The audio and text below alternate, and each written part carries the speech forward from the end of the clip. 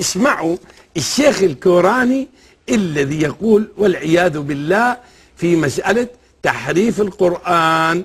اسمعوا.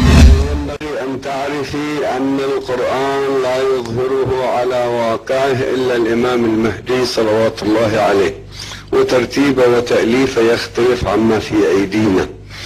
والآن نفس القرآن اللي عند السنة وقرآننا المتمنون الإمام المهدي يجي يغير القرآن بعهد معهود عنده من رسول الله صلى الله عليه وآله. كلنا نقبل.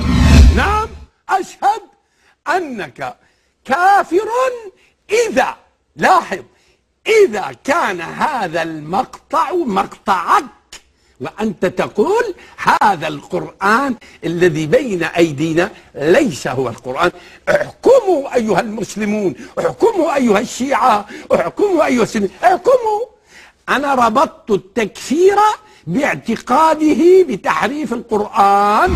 السادة الشيعة الذين يتصلون، أي واحد فيكم حسوا عينه يجي بعد شوية ويقول لي أصل احنا قصدنا إن المهدي سيأتي بتفسير منضبط لكتاب الله غير التفاسير الموجودة. لا، الكلام واضح، سيأتي بقرآن جديد على عهد معهود من النبي صلى الله عليه وسلم.